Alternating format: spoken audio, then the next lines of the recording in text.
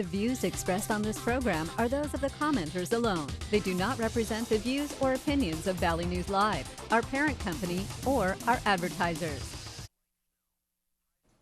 Welcome back. With me tonight, the co-owner of High Plains Reader, John Strand, as well as the editor of StandingBlog.com, Rob Port. To both of you, thanks for being with me tonight in the Hot Box. I want to start here. You're both in the publishing media business. John, yourself, you saw the ads we just posted there on the Inform about the Northern Gentlemen Club. If you are running the Form, the Inform, do you run those ads? Well, I don't run the Inform or Form, but I'd take them for the High Plains Reader. No question. Would you take them if you were running the Inform? Yes. Rob, for you, I know you've got the website. If Northern Gentlemen Club came to you and said, hey, you know what, I got 12 grand a year for you, Rob, are you taking that cash?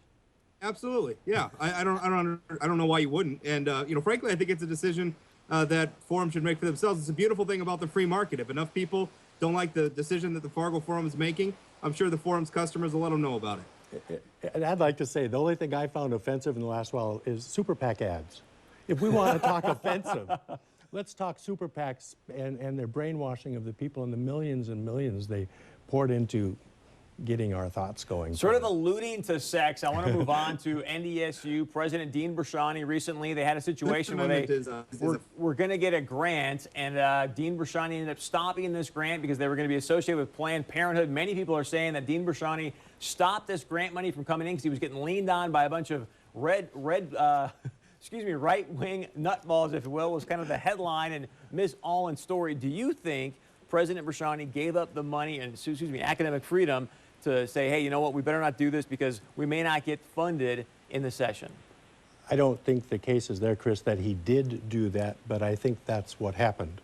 My guess is people like rolled, and they're so afraid of the legislature. They've already been threatened, and people don't want the Board of Higher Ed to continue, and that's no secret.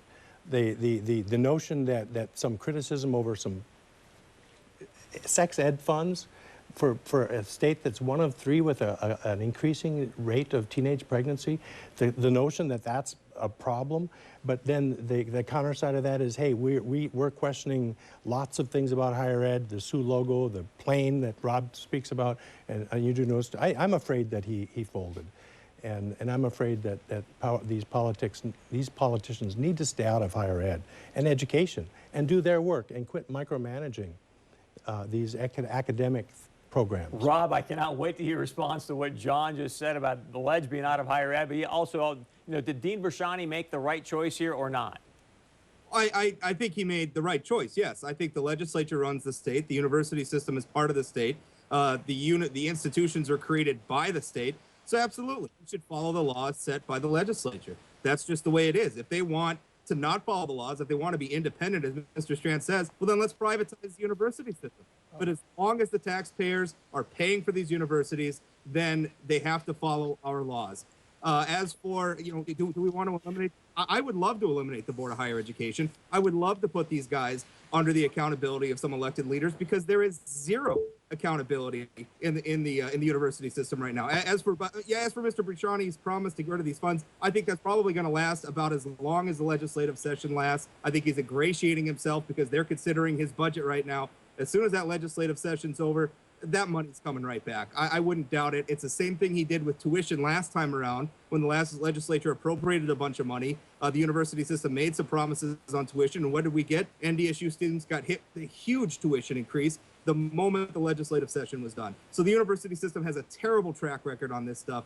I don't trust them at all, which frankly is exactly why the independence of the university system needs to be ended. John, I know you have something you want to share. And I don't trust the legislature all the time at all. But Rob, I'm glad you came around to that because in one of your columns, you said, just wait till the legislature's done. This will blow over and we'll be back to accepting the funding. So I think we're on the same page. This is political. So you believe that? You think that once the legislative session's over, these guys get funded, John, you think, hey, you know what, the money's going to come back, this $1.2 million for this grant? Well, what I think we need to do really honestly is change the law. This 1979 law that prohibits us using money for family planning, for contraceptions, for sex ed, and any agencies. That's what we need to do. Let's get with it. Why? What's that going to do if we change the law? Well, but then we're not using this obscure law from 1979 to say that this is illegal. Yeah, but that's what the people voted. That's what they wanted. The legislature did. I think we just lost Rob via Skype. Hopefully we'll get him back in. But I do also want to... Do you want to wrap up? No. I just, I think sometimes, I'm sorry, I don't like it when North Dakota sounds like Hicksville. That's my honest opinion. You know, sometimes we're just like a bunch of country hicks. And we need to get with the world that we're in and be contemporary, especially with young people. But isn't that the reason, though? I mean, people obviously can vote with their feet. So if people think, hey, you know what, I like the laws here, I like the way this is going, I'm going to stay in North Dakota. If you don't like it, no one's stopping you from moving. If you're born into this state, you can't leave till you're 18 or 16. You know, you're stuck here. And we need to make life tolerable for everybody, every son, every daughter, every child, every brother, every sister of every family. Yeah, but you've got to understand there's people out there that have been here for a long time that maybe would not tolerate the same things that John Strand might tolerate. They might not want me here. Let's move on to another topic. I don't know where he's going there, but we've got Rob back. Rob, thanks for coming back with us via Skype. I also want to talk about this. There was an email recently that was sent out via a gentleman in the legislature.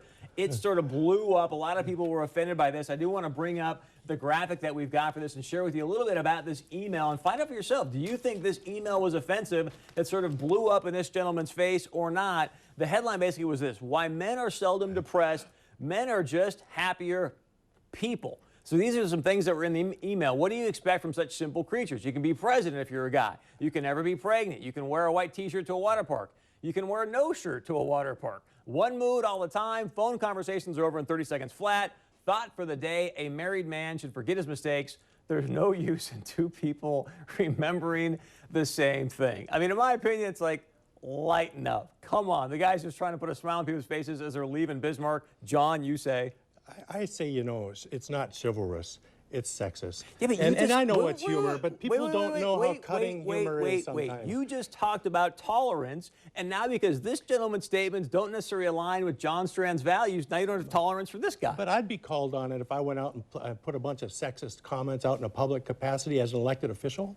I mean, you know, we gotta zip our lips sometimes and show some compassion for the people that we're using as targets and making fun of. And it's a real patriarchal world we're in, and we don't have a lot of women in Bismarck, and a lot of men might find that funny, these jokes at the expense of women, but I don't. Rob, your thoughts on this email?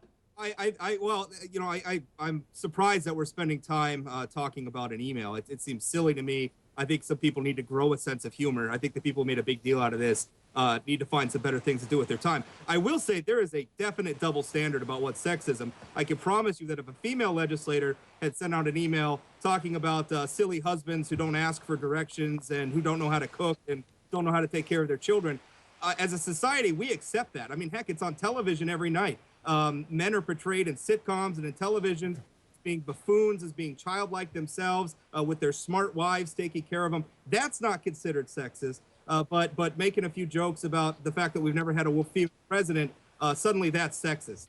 We all need to lighten up, and we need to stop with the double standards. The thing that I want to ask John Strand here, because, John, you alluded to this thing, tolerance. You can't define it, and yet it shocks me that you go, hey, Chris, we need more tolerance, and then this email's out there, and you're going, oh, I can't tolerate that. How are you ever going to define tolerance? Well, I can tolerate it. I don't have to accept it.